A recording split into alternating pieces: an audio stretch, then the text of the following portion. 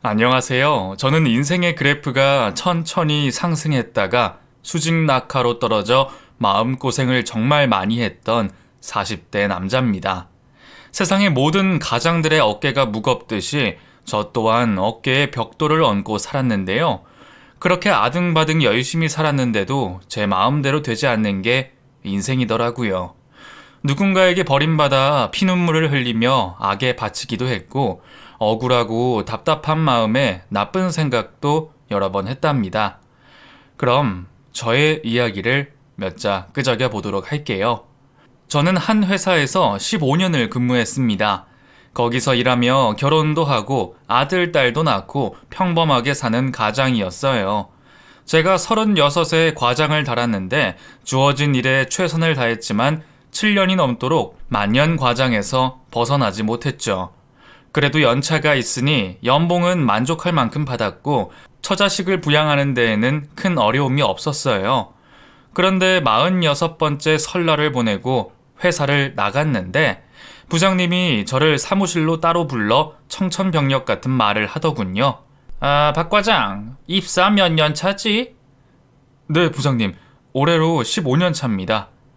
부장님은 저에 관한 서류를 한 장씩 넘겨보더니 고개를 갸웃거리셨습니다. 그런데 자네, 아무리 설계팀이라고 해도 영업 실적이 너무 없어. 우리 같은 중견기업은 멀티플레이가 필요한데 말이야. 내 말에 동의하나? 제가 하는 일은 캐드를 다루고 기계 회로도와 배치도를 작업하는 사무일이었어요. 하지만 영업팀에서 일을 따와야 제가 일을 할 수 있고 회사의 수익을 올릴 수 있어 영업이 그만큼 중요했답니다. 네, 동의합니다. 올해는 영업 실적을 올려보도록 노력해 보겠습니다. 노력이야 다 하지. 여기서 노는 사람이 어디 있겠어? 우리 회사가 요즘 매출이 많이 딸려. 그래서 영업 전문가를 채용할 계획이야. 그 말을 듣자 저는 불안감이 엄습했습니다.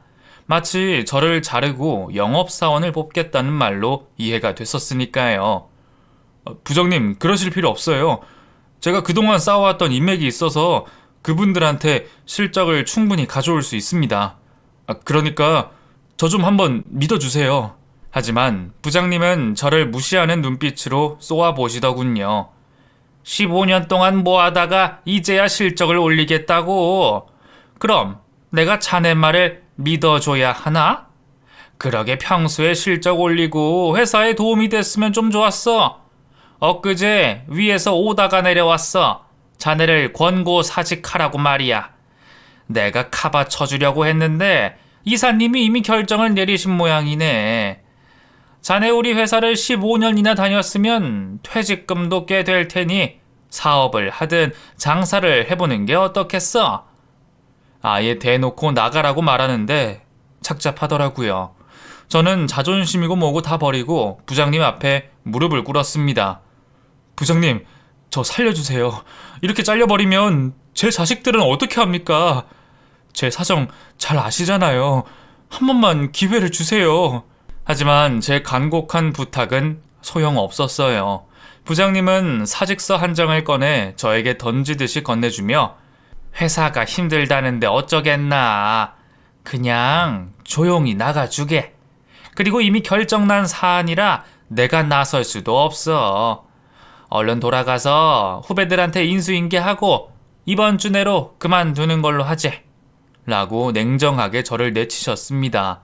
저는 바닥에 무릎을 꿇은 채 쉽게 일어나지 못하고 어떻게 이 난관을 헤쳐나가야 할지 눈을 감고 생각을 해봤습니다. 그런데 집사람이 이 사실을 알면 가만히 있지 않을 게 뻔했고 당장 쫓겨날지도 모른다는 느낌이 들었어요. 그래도 어쩌겠어요. 회사에서 나가라는데. 제가 버티고 있어봤자 아무 소용이 없다는 건 직장 다니는 사람들이라면 모두 다 아는 사실이잖아요. 저는 눈물을 머금고 후배들에게 인사를 하고 조용히 회사에서 빠져나왔습니다. 15년이라는 세월을 바쳐도 회사는 이익을 추구하는 집단일 뿐 사람을 소중하게 생각하는 곳이 아니라는 걸 다시금 깨달았네요. 집으로 돌아간 저는 자식들의 방을 한 번씩 들여다봤습니다. 중학생인 아들과 딸은 공부하느라 여념이 없어 보여 그냥 문을 닫았고 주방에서 저녁을 차리는 집사람의 뒷모습을 보고 가슴이 철렁 내려앉았어요. 회사에서 잘린 걸 말해야 할 때가 지금이라는 걸 알았으니까요. 그래도 밥은 먹고 이야기하는 게 낫겠다 싶어 집사람이 차려준 집밥을 아무 생각도 하지 않고 우걱우걱 맛있게도 먹었어요. 자식들이 각자의 방으로 돌아가자 저와 아내가 둘이 마주 앉게 되었고 아이들에 관한 대화를 나누기 시작했습니다. 여보, 당신 이번 달 보너스 달이지? 아무래도 유건이 과외 좀 시켜줄까 봐. 학원에 다녀도 수학을 못 따라가나 봐. 옆동 사는 준하 엄마 알지? 그 엄마가 쪽집게 과외 선생님을 알고 있다면서 소개해준다는데 내일 만나볼까 해. 과외?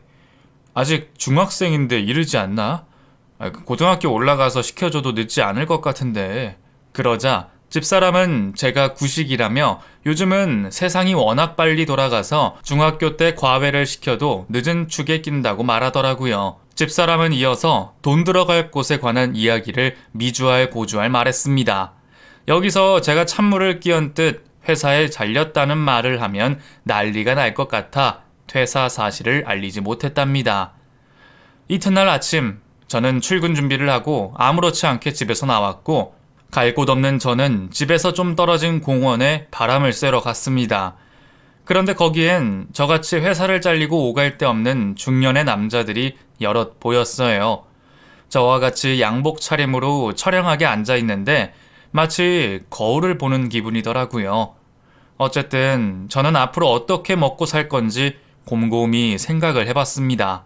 제 나이가 40 중반이니 어디 가서 재취업을 하는 건 쉬운 게 아니었으니 제가 하던 설계 일을 토대로 사업을 꾸려나가는 게 가장 낫겠다는 결론을 내리게 됐답니다.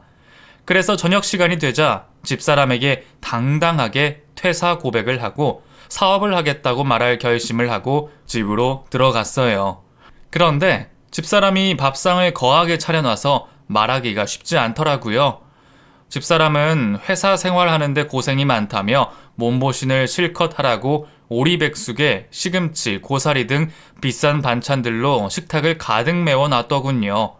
그래서 전 일단 먹고 생각하기로 하고 하루 종일 굶은 배에 맛있는 음식을 실컷 넣어줬답니다. 그렇게 밥을 다 먹고 나자 집사람의 얼굴을 보니 막막하더라고요. 그래도 어쩌겠어요. 언젠가는 말해야 하니 빨리 매를 맞는다고 생각하고 입을 열었습니다. 여보, 우리 애들 앞으로 돈 들어갈 일 많겠지? 그걸 말이라고 해? 우리 애들 친구들은 기본적으로 학원을 2-3개를 다닌다니까? 그래도 뭐 우리도 나쁘진 않아. 당신 차장 되면 다 해줄 수 있으니까 말이야. 말이 나와서 하는 말인데 당신 진급은 언제쯤 될 것 같아? 그 회사는 무슨 과장을 7년이나 시켜. 당신이 능력이 없는 것도 아닌데 말이야. 집사람의 말을 듣자 이제 정말로 때가 왔다는 걸 감지했습니다. 그렇지. 어느 회사가 과장을 7년이나 시키겠어. 완전 도둑놈들이지.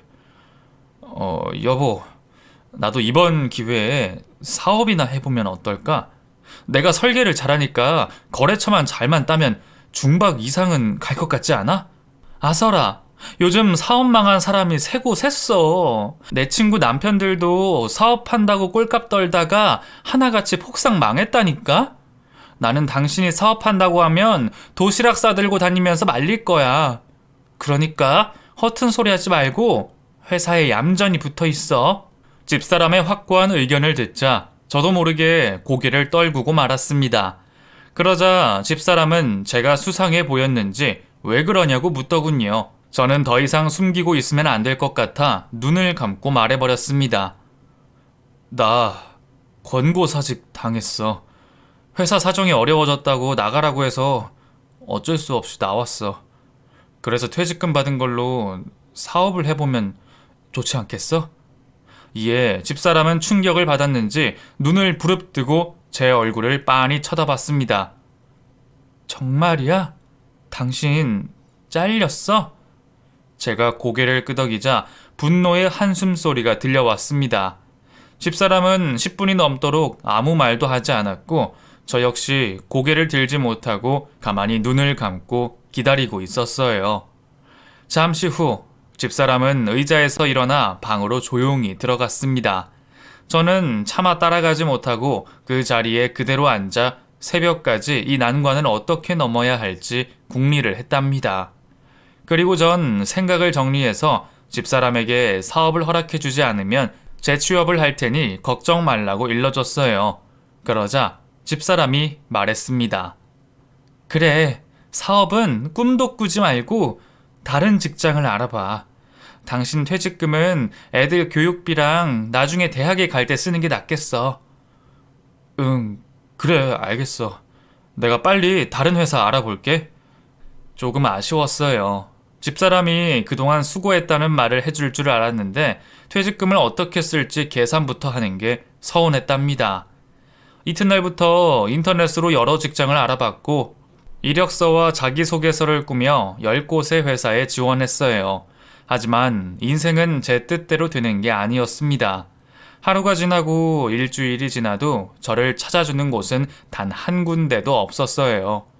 그렇게 백수로 지내는 내내 집사람과 자식들의 눈치를 보며 집에서 지냈는데 시간이 순식간에 2개월이나 지나 있더라고요. 집사람은 아직도 취직이 안 됐느냐며 짜증을 냈고 정 할 일이 없으면 막노동이라도 해서 가족을 부양해야 하는 게 아니냐고 불만의 목소리를 높였답니다.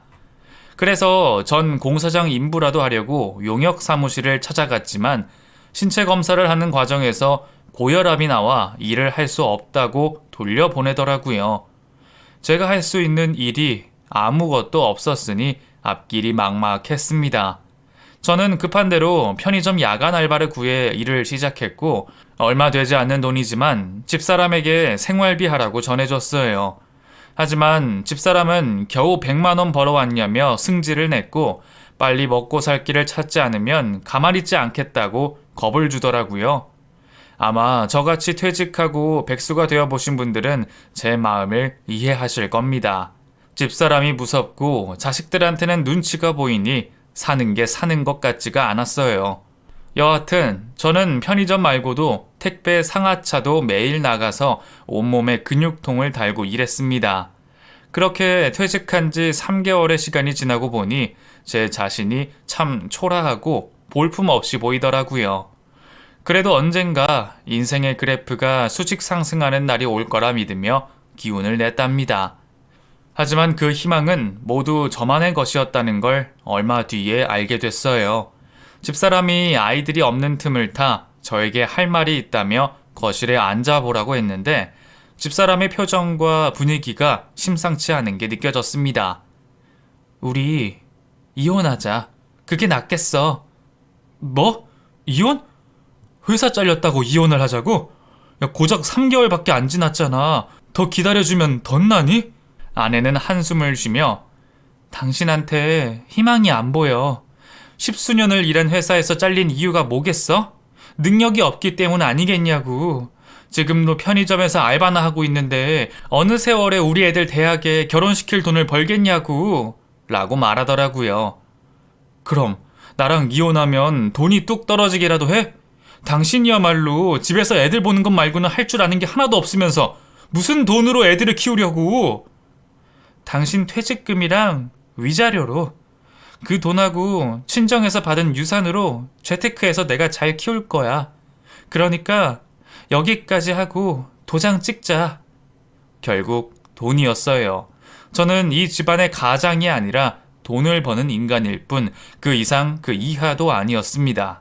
이제 그 돈 버는 기계가 낡고 못 쓰게 됐으니 내다 버리겠다는 말이었죠. 정말 1억이야?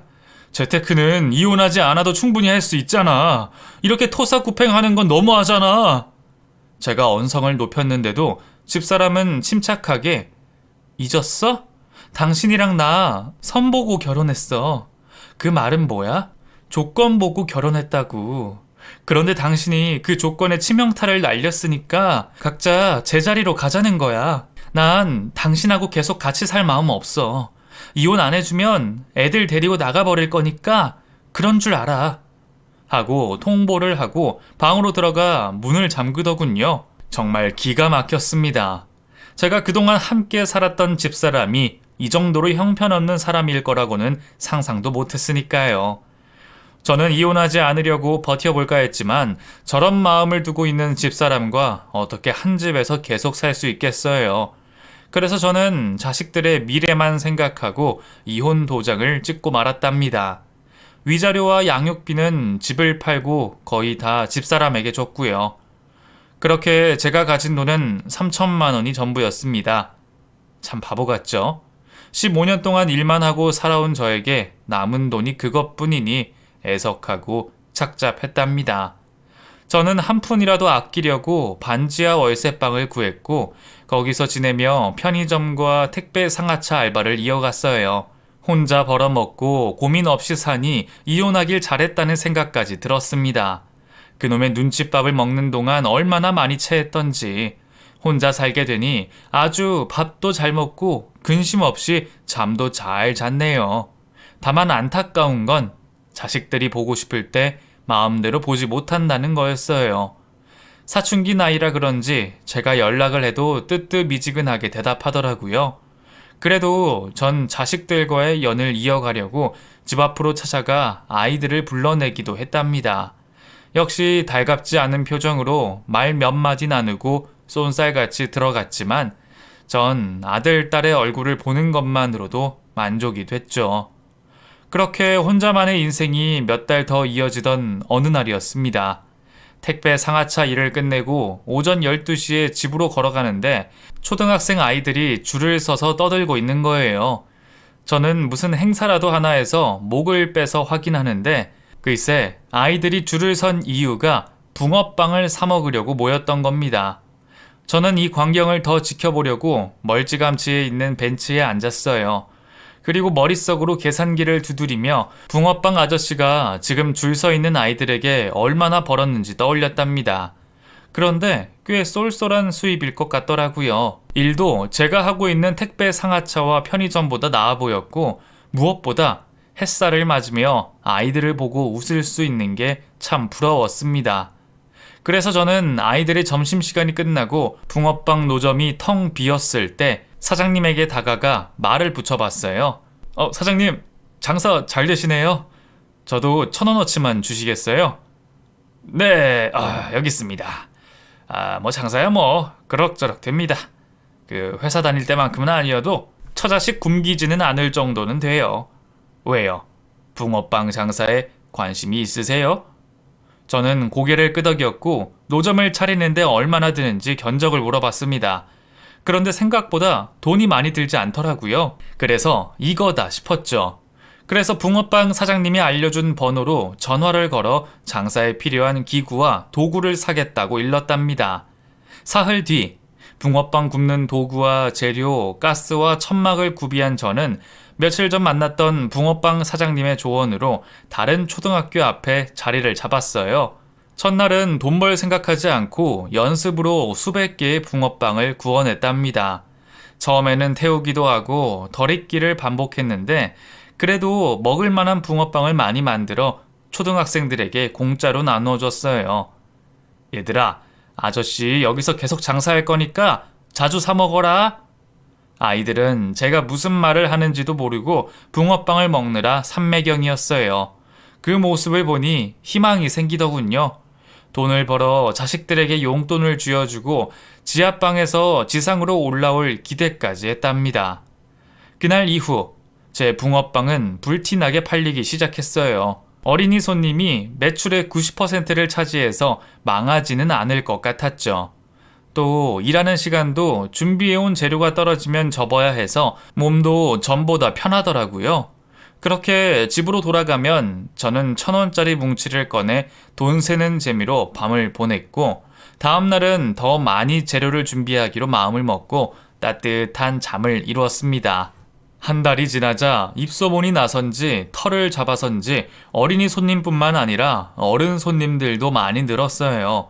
그리고 제가 직장인 티를 벗어내지 못했는지 파이팅이라고 응원해주시는 제 또래 남자들도 여럿 있었답니다.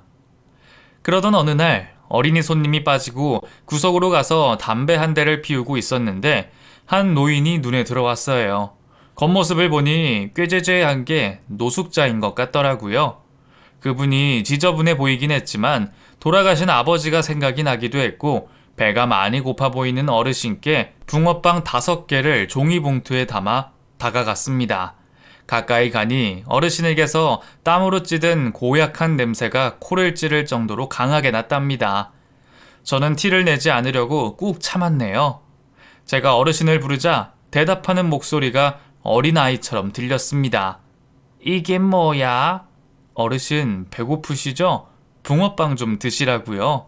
고마워 아저씨. 그런데 겨우 5개야. 주는 김에 더 주라. 혜준이 배고파. 어르신의 어휘와 말투 그리고 표정을 보아하니 치매가 있으신 분 같았어요. 그래서 전 이해하고 붕어빵을 더 가져다 드렸습니다. 아저씨, 이거 호호 불어줘. 혜준이 뜨거워서 못 먹겠단 말이야. 네네, 불어드릴게요. 저는 붕어빵을 입바람으로 식혀 어르신 입에 넣어드렸습니다. 그러자 며칠 굶은 사람처럼 얼마나 허겁지겁 드시던지 금방이라도 체할 것 같더라니까요. 어르신 천천히 드세요. 안 뺏어 먹어요. 부족하면 더 드릴 테니까 모자라면 말씀하시고요. 그리고 오후 3시쯤 되자 초등학생들이 다시 몰려들어 저는 붕어빵을 만드는데 정신이 팔렸고 노숙자인 어르신이 언제 사라졌는지 아까 앉아있던 자리에서 낙엽 하나만 앉아 있었습니다. 저는 연민과 동정 그리고 돌아가신 아버지 생각까지 난 참이라 어르신이 걱정되더라고요. 그런데 그 걱정은 다음 날이 되자 사그라졌습니다. 똑같은 시간에 어르신이 또 제 노점에 찾아오셨거든요. 저는 반가운 마음에 미소를 지으며 인사했습니다. 어르신 또 오셨네요. 배고프시죠? 붕어빵 좀 드릴까요? 응, 혜준이 배고프다. 얼른 줘라, 얼른. 이번에는 붕어빵과 국밥 한 그릇 값을 같이 드렸어요. 어르신, 붕어빵은 간식이니까 저기 국밥집 가서 식사라도 하세요. 하지만 어르신은 저에게 돈을 던지듯이 돌려주셨습니다. 그분의 시선은 오직 붕어빵에만 고정되어 있었고 돈에는 관심이 없는 것 같았어요. 그렇게 어르신은 매일 같은 시간에 붕어빵을 드시러 오셨고 저는 기분 좋게 붕어빵을 내어드리며 지냈습니다. 그런데 생각해보니 어르신이 한 번도 제정신인 적이 없었다는 것에 의구심이 들었어요. 그럼 가족이 애타게 찾고 있을지도 모르는 일이었으니까요. 아니면 나라의 도움을 받아 쉼터나 요양원에라도 들어갈 수 있지 않을까 하는 생각도 들었답니다. 그래서 다음 날 어르신이 눈에 보이자 몰래 경찰서에 신고를 하고 붕어빵을 드렸어요. 이윽고 경찰차가 나타났고 경찰 2명이 차에서 내려 저희 쪽으로 향해 걸어오더군요. 그런데 어르신이 경찰들을 보자마자 주랭랑을 치듯 도망치기 시작했습니다. 이에 영문도 모르는 경찰들은 어르신 뒤를 쫓아갔고요. 저도 어르신을 향해 크게 소리쳤답니다. 어르신! 이분들은 어르신을 도와드리려고 온 거예요! 도망가실 필요 없어요! 하지만 어르신은 경찰들을 따돌리고 어디론가 도망치셨고 경찰들은 저에게 돌아와 이렇게 말했습니다.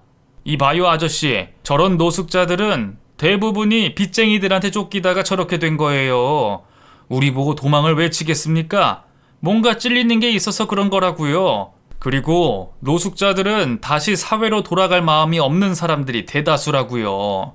우리가 괜히 개입하면 더 곤란해진다니까요. 저런 모습을 가족들이 본다고 생각해 보세요. 아무리 노숙자라도 권리와 체면이라는 게 있는 겁니다.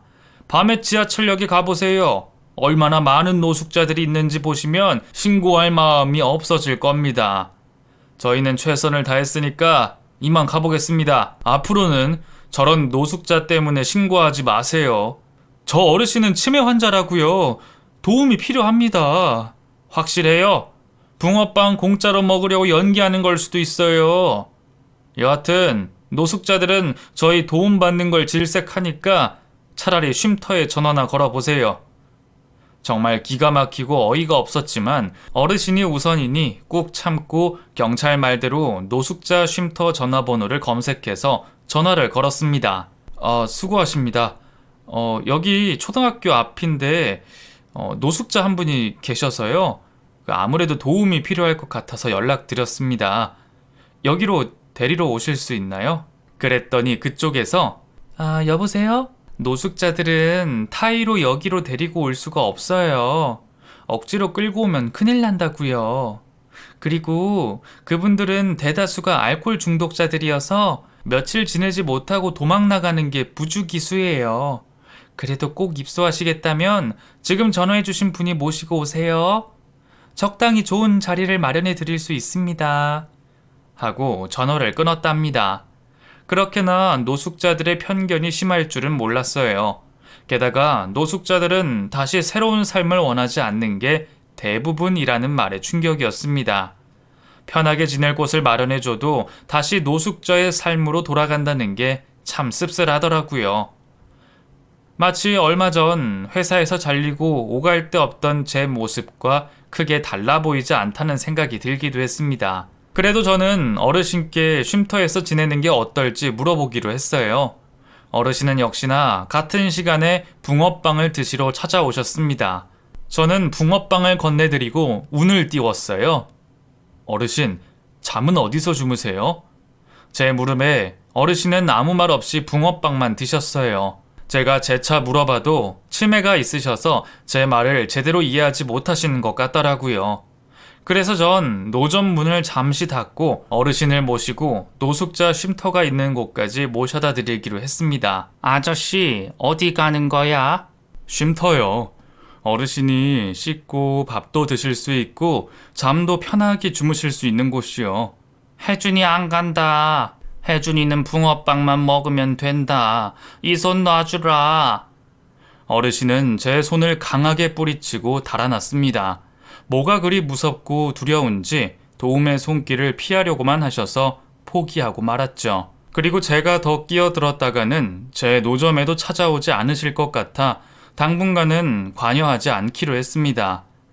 이튿날 어르신은 어제 제가 했던 행동은 다 잊으셨는지 순수한 눈으로 붕어빵을 바라보았고 저는 미소를 띠며 미리 구워놨던 붕어빵 여러 개를 봉투에 담아드렸어요. 그렇게 매일 학교 앞에서 붕어빵을 드시고 한두 시간 앉아 계시다가 바람처럼 사라지시길 반복했고 어느 날부터 어르신의 모습이 보이지 않기 시작했습니다. 저는 걱정이 됐지만 가족의 품으로 돌아갈 수 있다는 생각이 들어 제 앞에 나타나지 않는 게 잘된 일이라고 되뇌었어요. 하지만 어르신은 제 기대와 달리 일주일 만에 다시 모습을 드러내셨고 평상시처럼 붕어빵을 드시고 한참을 머물다 어디론가 떠나셨답니다. 그러던 어느 오후였어요. 그날은 비가 오는 바람에 천막이 모두 젖어버렸고 억수 같은 비가 쏟아져 손님이 하나도 없었죠. 붕어빵도 구워놓으면 바로 식어버려서 일도 하지 않고 멍하니 하늘을 보고 거리를 보며 시간을 보내고 있었습니다. 그런데 제 붕어빵 노점 앞 사거리 횡단보도에서 비를 맞고 있는 어르신이 보였어요. 어르신은 어김없이 붕어빵을 드시러 저에게 오는 길인 것 같았답니다. 비를 쫄딱 맞고 계신 게 안타까운 마음이 들었지만 제가 해드릴 수 있는 게 없어 가만히 기다리고만 있었네요. 그런데 그때 어르신이 보행자 신호도 아닌데 도로를 건너기 시작하셨습니다. 저는 가만히 있을 수 없어 어르신이 달려오는 방향으로 뛰어갔고 점점 가까워지자 집채만한 트럭이 어르신을 향해 돌진했어요. 순간 무슨 용기가 났는지 모르겠지만 저는 있는 힘껏 달려 어르신의 가슴을 세게 밀치고 트럭에 제가 치이게 됐답니다. 잠깐씩 의식을 차릴 때마다 밝은 조명이 눈앞에 보였는데 얼마 지나지 않아 다시 눈을 감고 잠이 들기를 반복했어요. 그리고 오랜 시간을 자고 나서야 바위보다 무거운 눈꺼풀을 들어 올렸습니다. 하얀 가운을 입은 남자가 제 눈에 플래시를 비추며 뭐라고 말하는 것 같았는데 잘 들리지 않았어요. 그런데 그 남자가 계속해서 무어라 말을 했고 저는 곧 정신이 깨어나며 가운을 입은 남자의 목소리가 들렸답니다. 환자분, 이제 정신이 드세요? 제 손가락 보세요. 이게 몇 개로 보이세요? 2개요. 제가 읊조리듯 말하자 여기저기서 탄식이 들려왔습니다. 그래서 눈동자를 굴려 주위의 사람들을 봤는데 제가 아는 사람은 하나도 없었어요. 모두들 저만 바라보고 있는 거로 봐서는 다른 환자의 면회객이 아닌 건 알겠는데 왜 저를 찾아왔는지 의문이 들었답니다. 저는 또다시 밀려오는 잠을 참지 못하고 깊은 잠에 들었고 아주 개운하다고 느껴질 만큼 자고 나서야 다시 깨어났답니다. 저는 화장실이 가고 싶어 몸을 일으키려고 했어요. 하지만 제 팔과 다리가 어찌나 아프던지 꿈쩍도 하지 못하겠더라고요. 오른팔과 왼다리에 통깁스를 하고 있다는 사실도 그때 알아챘답니다. 제가 앓는 소리를 하자 여러 남자들이 저에게 몰려들었는데 아무리 생각해봐도 아는 얼굴이 한 사람도 없었네요. 이상현 씨, 정신이 드세요? 팔다리에 골절을 입어서 움직이기 힘드실 겁니다. 필요한 게 있으시면 말씀하세요. 네? 그런데 다들 누구신데 여기 계신 거예요? 제가 아는 분이 한 분도 없는데. 저희는... 잠시만요. 제가 대답해 주실 분을 모셔오겠습니다. 잠시 후 제 또래 되는 중년의 남자가 들어와 환한 미소를 짓더군요. 그 남자는 제 손을 잡으며 고맙다는 인사를 먼저 했어요. 그제야 어르신의 가족이구나 하고 깨달았죠. 그래서 저도 미소로 화답했답니다. 이상현 씨, 정말 감사해요. 저희 아버지 목숨을 구해주셔서 진심으로 감사합니다. 어르신은 무사한가요? 네, 아주 무사합니다. 아버지는 바로 옆자리에 계세요. 어르신 아들이 커튼을 걷어내자 코를 골고 주무시는 어르신이 눈에 들어왔습니다.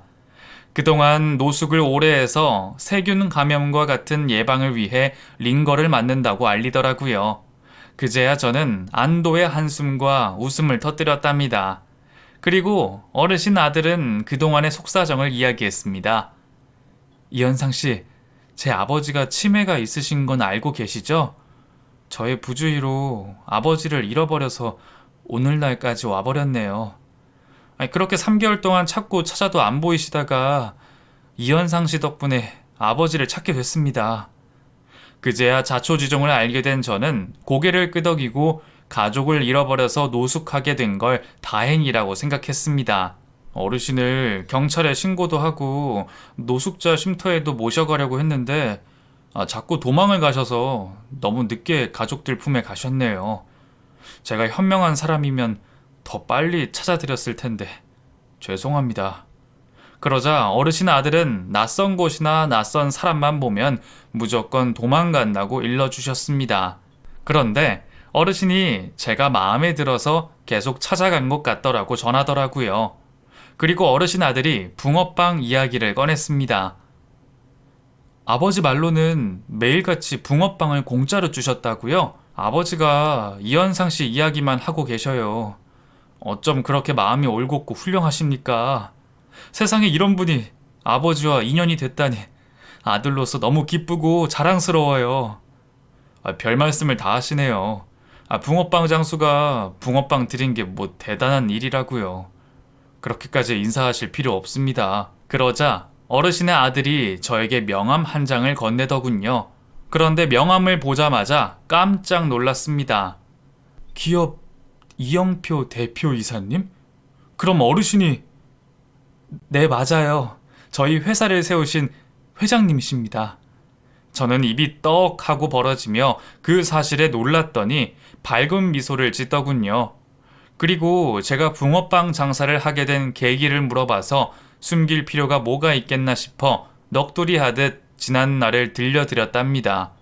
그러자 대표님은 저희 회사도 설계팀이 있는데 이현상 씨가 합류하시는 건 어떨까요? 하고 스카우트 제의를 하셨어요. 그런데 저는 잘 모르겠더라고요. 회사에 다시 잘 다닐 수 있을지 의문이 들기도 했고 그동안 붕어빵을 팔며 얻었던 행복을 놓치기 싫기도 했답니다. 그래서 생각해보겠다고 둘러댔고 제안해줘서 너무 감사하다고 말씀드렸어요. 잠시 후 제 옆 침대에서 주무시던 어르신이 깨어났고 여느 때처럼 저를 보고 붕어빵 아저씨, 오늘은 붕어빵 안 구워? 혜준이 붕어빵 먹고 싶다 라고 말씀하셨답니다. 그래서 전 어르신, 몸이 다 낫고 구워드릴게요.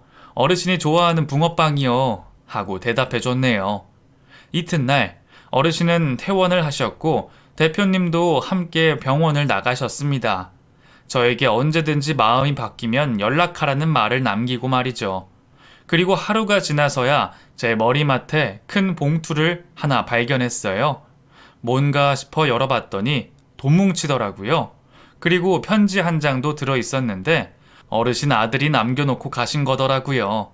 거기엔 이렇게 적혀 있었답니다. 이현상님, 저희 아버지를 구해주셔서 감사드립니다. 그리고 아버지께 공짜로 붕어빵을 주셔서 고맙고요. 그동안 밀린 붕어빵 값이라고 생각하고 받아주세요. 돈 뭉치가 얼마나 두껍던지 나중에 세어보니 5천만 원이나 되더라고요. 이걸 받아야 할지 말아야 할지 고민이 되긴 했지만 제 상황이 가릴 처지가 아니니 감사한 마음으로 받기로 했답니다. 나중에 제 자식들을 위해 써야겠다는 생각을 하고 말이죠. 저는 2달 동안 병원에 입원해 있다가 퇴원을 하고 지하방으로 돌아갔습니다. 그리고 생각했죠. 이렇게 사는 것도 소소한 행복이지만 제가 가야 할 곳은 바로 어르신의 회사라는 걸 말입니다. 앞으로 살아가며 현실적인 난관에 부딪히는 건 대부분 돈일 테니 그 난관을 잘 헤쳐나가려면 저의 자리로 돌아가는 게 옳은 선택이라는 확신이 들었어요. 그래서 이튿날 대표님께 전화를 드리고 염치 없지만 취직을 시켜달라고 부탁했고 설계팀의 차장으로 입사를 하게 됐답니다. 다행히 전에 있던 회사에서 하던 일과 흡사해 적응하는데 큰 어려움이 없었고 제가 할 일을 똑부러지게 잘하게 되어 동료들에게 인정받으며 회사에 다니게 됐죠. 한편 노숙자였던 어르신이자 저희 회사 회장님은 대저택으로 다시 들어가셔서 가정부와 간호사를 두고 편안하게 지내신다고 전해 들었습니다. 대표님이 언제든지 회장님을 뵙고 싶으면 찾아간다고 하셔서 회사에서 자리를 잡고 나서 붕어빵을 사들고 회장님을 찾아갔어요. 회장님, 아니 어르신, 저 왔습니다. 저 기억하세요? 붕어빵 아저씨, 왜 이제 왔어? 혜준이가 얼마나 기다렸는데. 저는 허허하고 너털 웃음을 하고 붕어빵을 내밀었습니다. 그래서 가져왔어요. 여기 붕어빵이요. 어르신은 여전히 어린아이셨고 제정신이 돌아오신 적이 없다고 합니다. 그런데 그 말이 저에겐 다행으로 들렸어요. 어르신의 가족들에게는 죄송하지만 회장님으로 돌아오시면 저를 못 알아보실 것 같거든요. 저는 이렇게 가끔 어르신을 찾아뵙고 붕어빵도 나눠 먹는 친구로 지내고 싶었습니다. 얼마 뒤 저는 새로운 아파트로 이사하고 아들, 딸을 불러 식사를 하며 좋은 회사의 차장으로 취직했다고 자랑했어요. 앞으로 용돈은 제가 책임지겠다고 말했고 하고 싶은 과외를 얼마든지 시켜주겠다고 멋지게 말하기도 했답니다. 그리고 미래에 있을 난관들을 제가 모두 도와줄 거니 아무 걱정 말고 공부만 열심히 하라고 일러줬답니다. 며칠 뒤 주말 오후에 전 처가 만나자고 하더군요. 아무래도 아이들에게 제 이야기를 전해 들었으니 돈 이야기를 하려나 싶었죠. 그런데 아내가 하는 말은 뜻밖이었습니다. 당신 그동안 혼자 힘들었지? 이제라도 내가 용서하고 양보할 테니까 다시 합치는 게 어때? 용서와 양보라는 단어를 듣자 저는 흥분이 됐습니다. 저를 낡은 기계 취급하고 토사구팽한 여자가 이제 상황이 바뀌었으니 다시 합치자는 게 말이나 됩니까? 그래서 저는 이 사람아, 최소한 양심이라도 가져봐. 어떻게 뻔뻔하게 그런 말을 할 수가 있어? 뭐? 나를 용서하겠다고? 내가 뭘 잘못했는데? 라고 말하자 전처는 그제야 입을 다물고 마저 식사를 끝내고 떠났습니다. 저는 아이들 문제로 만나는 것을 제외하고 만나는 일이 없으면 좋겠다고 제 마음을 전달했고 전처는 마지못해 알겠다고 대답하고 집으로 돌아갔습니다. 그리고 3년이 지나 부장으로 승진한 저는 새로 만나는 여자가 생겼어요. 제 부하 직원인데 이 사람도 이혼의 아픔이 있어서 서로의 상처를 보듬어주며 잘 만나고 있답니다. 더 늦기 전에 재혼하려고 청혼까지 하고 결혼식 날을 잡아뒀네요. 제 이야기를 써보니 그렇게 힘든 삶을 산 건 아닌 것 같네요. 저보다 더 힘든 분들도 많으실 텐데 아주 작은 위로가 되었으면 좋겠습니다.